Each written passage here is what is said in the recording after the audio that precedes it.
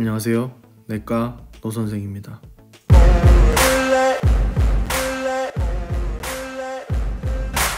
안녕하세요 여러분. 오늘은 내과의사가 바라보는 나무위키에서 말하는 내과를 한번 살펴볼게요. 일단 내과를 먼저 검색해 볼게요. 내과 박 원장이 보이네요. 드라마 등장인물.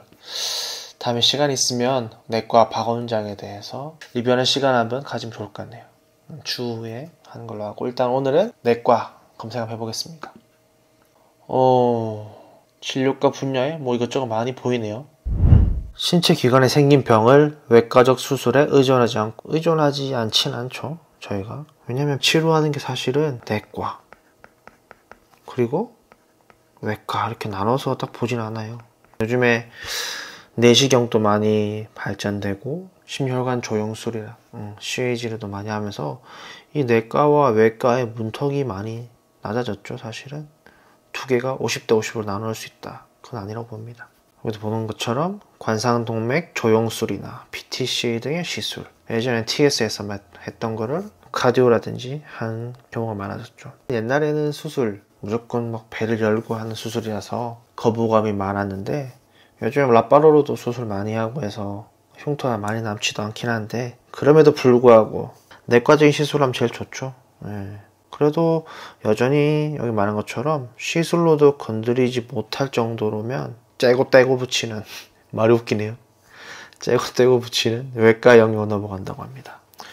다음, 의학 드라마라고 하면 보통 서저리죠. 수술 장면을 많이 담아내는 것들 많습니다. 최근에 내과 박 원장이 나왔지만 뭐 로컬 의사의 이야기라고 하는데 전 아직 보지 못했어요. 드라마는 외과 의사 당연하죠. 왜냐하면 눈을 사로잡는 것들이 있어야 되는데 내과는 사실 그렇진 않죠. 하지만 써진 것처럼 종합병원에서는 내과 의사가 짊어지고 있을 정도로 막중한 책임이 대부분에 있다라고 되어 있습니다. 종합병원의 꽃은 뭐다? 순환기, 호흡기, 소화기 내과. 그렇죠. 내과 중에서도 크게 메이저의 세 가지로 보는 거죠. 그래서 대학병원의 몇 %가 내과인지는 안 나와 있으나 수술했거나 수술할 사람 이외에는 대부분 내과 환자라고 보면 됩니다. 사실상 모든 환자는 내과로 통한다. 맞죠. 사실 저 내과가 뭐 메디슨 오브 메디슨, 거의 뭐 대학병원의 사령탑이라 생각하는데 너무 내과를 많이 찾아.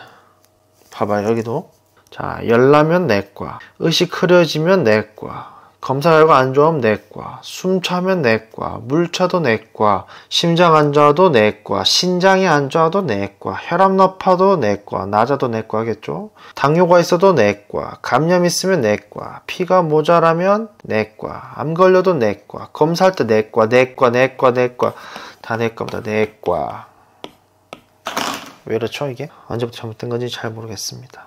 자, 다시 흥분을 가라앉고, 내과 그만큼 중요하단 말입니다. 내과 전공의는 의뢰 역할을 주로 맡는다. 의리면 다행이죠. 병이나 정이 될 수도 있습니다. 내과 3년차가 심전도 판독한 치프고 무조건 거쳐야 한다. 옛날이죠. 지금은 아닙니다. 전공의 시절 타과 전공의가 블러드록 전화기를 틀면 연락하며 살려주십시오. 하지만 바로 바뀐다. 그렇다고 합니다. 다음 살펴볼까요? 내과가 가장 앞에 있는 이유는 뭘까요? 양이 많아서 그렇습니다. 양. 우리 음식점 가면 대중소라고 하지 소중대로 써진 데는 없습니다. 왜냐? 대가 메인이기 때문입니다. 제 생각에도 내과가 가장 양이 많고 메인이지 않나 라는 생각이 듭니다. 공부량이 압도적으로 많습니다. 전 내과를 안 하려고 했던 이유 중에 가장 큰 게 공부량이었습니다. 공부할 게 너무 많아요. 내과가 하나가 아니고 이거 내과 안에 아까 말한 것처럼 너무 많은 분과들이 많아서 공부량이 너무 많습니다. 무식하게 많아요. 근데 안 하면은 그냥 무식해집니다. 무식한 양과 무식의 차이, 한 끗 차이입니다. 그래서 사실은 목숨과 직결되기 때문에 가장 많이 알아야 되는 건 맞습니다. 뭐죠 이거는? 전문의 시험. 제가 내년에 볼 시험인데요. 족보가 나오는데 양이 많은 봄족보의 경우에는 굉장히 큰 키네요. 170cm. 어깨까지 올라오고 가을족보까지 합치면 키를 넘는다. 키를 넘는다고요? 이건 제가 전문의 시험을 공부해보면서 실제로 제 키를 넘는지, 물론 제 키가 170이란 말은 아닙니다. 180 가까이 되겠죠. 170 같은. 어쨌든 간에 양이 얼마나 많은지 한번 살펴볼게요. 2차 시험은 슬라이드 시험이군요. 저도 요즘 잘 몰라서 내가 적어도 너희들보다는 공부를 많이 했고 아는 게 많다. 이건 뭐 옛날 이야기죠. 이건 아닌 것 같아요. 각과들 다 열심히 많이 공부하는데 라고 생각할 수 있으나 우리는 메이저 의학 중에 의학이죠. 네. 여기 써져 있네요. 실제로 닥터 프렌즈 채널에 따르면 종합병원에서 내과 의사가 필요할 때 타과 의사들이 의사를 부르라고 한다. 이때 말하는 의사는 내과 의사죠. 즉 사람 살린 사람 불러달라는 말입니다.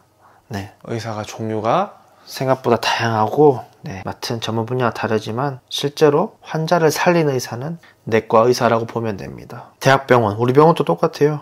외과계와 내과계가 있지만 베드 수는 제가 알기로는 이 정도 되나? 차이가 있는 걸로 알고 있는데 중요한 건 내과계 중환자실에도 내과 환자들이 있고 외과계 중환자실에도 내과 환자가 있을 때가 많아요. 저희가 또 지방병원이라서 그럴 수도 있을 것 같아요. 수술하는 케이스 자체가 서울 소재 병원보다는 적다 보니까 상대적으로 내과 중환자가 더 많지 않나 라는 생각이 듭니다.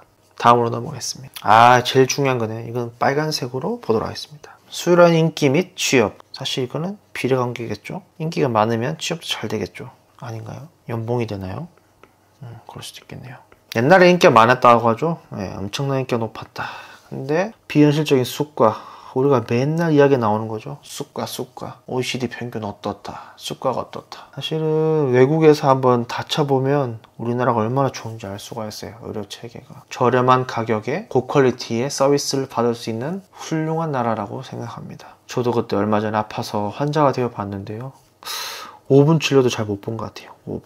5분이야 시간이 길게 느껴질 수도 있지만 실제로 외래 온 환자들은 지속적으로 팔로우하는 환자 아닐 경우에 처음 보는 사람은 그 5분 내에 우리가 어떤 병인지 다 판단을 해야 돼요. 그리고 이 사람의 문제가 뭔지 다 파악해야 돼서 5분이라는 시간은 사실 터무니없이 짧다고 생각합니다. 하지만 우리나라 특성상 외래가 9시에서 12시라고 하면 보통 환자가 60에서 90명이 왔다 갔다 하더라고요. 그럼 결과적으로는 1시간에 최소 20명 이상을 봐야 된다는 건데, 그죠? 나누기 3을 하니까 1시간에 20명, 3분이죠. 3분 3분 카레입니다. 3분 카레. 카레도 3분이 걸리는데 1000번 환자를 3분 만에 파악하고 진단 내리고 약까지 처방하고 굉장히 빡빡하죠. 그래서 저는 교수님들 정말 대단한 것 같습니다. 이 짧은 시간 내에 할 수밖에 없는 우리나라 상황. 실제로 외래가 이 시간에 끝나지가 않죠. 말이 12시지 넘어가는 경우도 있고 서울 소재 대학들은 밤까지 계속 외래가 있다 하더라고요. 그래서 바로 이어지는 게 과도한 업무량. 양이 많죠. 그리고 수많은 중환자 수. 진짜 생각보다 아픈 사람이 너무 많아요. 그리고 요즘에 코로나 때문에 더 중환이 생기는 것 같아요. 뉴스에서는 오미크론, 사일런트 오미크론, 스텔스 오미크론 하지만 실제로 코비드 걸려서 중증 환자가 되는 사람도 굉장히 많습니다. 여러분도 꼭 코로나는 조심하셔야 됩니다. 아무리 약한 코로나라고 하더라도 병은 병이고 분명히 위험할 수 있는 순간 또 있을 수 있으니 꼭 개인 위생에 주의하시기 바랍니다. 의학의 기본이 되는 게 내과인데 이 기본이 흔들리고 있다는 말이죠. 앞으로 의료가 심히 걱정되는 부분이다. 저도 동의합니다. 3년 후 줄긴 했지만 하는 일이 사실은 너무 많고 당직 때 잠을 못 자고 최근에 당직하는 것도 이제 브이로그로 찍어서 올리긴 했는데 매우 힘듭니다. 가장 말도 안 되는 소리죠. 10년제 강제 복무 의사를 배출하겠다고 발표했다. 배출하겠다고 발표하는 것이 아니고 이런 필수과를 할 수 있는 환경이 되게 해야 됩니다. 정치적인 이야기는 하면 안 되지만 이런 10년제 강제 복무를 시킨다고 생명과 직결된 과인데 과연 이게 가능할지 저는 의문입니다. 착잡하네요. 그냥 마음이. 그러면 저는 내과 의사를 왜 했을까요? 제가 내과 의사를 선택한 이유는 별거 없었어요. 저는 내과가 사실 학창시절 때 너무 좋아하지 않았어요. 그 이유는 일단 내과라는 과목 안에 과가 너무 많아. 소화기, 순환기, 호흡기 등등등 너무 많아요. 과가. 그래서 공부할 때 책을 보면 너무 두꺼워. 이거 뭐야 이거. 너무 두꺼워서 일단은 첫 번째부터 드는 생각이 거부. 난 책을 얇은 걸 좋아해요. 그래서 책도 시집만 읽습니다. 그런 사람인데 내과 당연히 안 맞았죠. 안 맞았고 공부도 하기 싫었고 저는 공부를 지금 또 노는 게 너무 좋아. 그런 사람이라서 내과 일단 책이 두껍고 너무 싫었는데 이제 과를 정한 시즌이 오고 하다 보니까 어느 순간 뭔가 똑똑한 의사가 되고 싶다는 생각이 들었어요. 내 가족들이 그리고 내 주위 사람들이 아프거나 할 때 도움을 줄 수 있는 사람이 되었으면 좋겠다. 지역사회에 도움이 되는 사람이 되고 싶었는데 시작할 때는 사실은 걱정 반, 두려움 반이에요. 기대 같은 거 없었어요. 그렇게 해서 내과를 시작한 것 같아요. 그리고 시작하게 된 이유는 또 한 가지는 뭔가 내과에서 항상 멋있고 똑똑한 느낌이 항상 들었어요. 저는 아직도 그런 내과 뽕이라고 해야 되나요? 내과는 멋있다는 생각 항상 하고 살아요. 그런 의사들이 프로시저 같은 거 하는데 너무 멋있어 보이는 거라 똑똑한 사람이 시술까지 잘하네? 이건 완벽한 거 아닌가? 라는 생각으로 시작을 했는데 저도 그렇게 되겠죠. 그래서 저는 내과를 이런 이유로 선택하게 되었고 사실 선택에 후회를 하냐? 저는 후회는 안 합니다. 너무 좋아요. 내과 재밌고 저한테 은근히 맞는 것 같아. 근데 문제는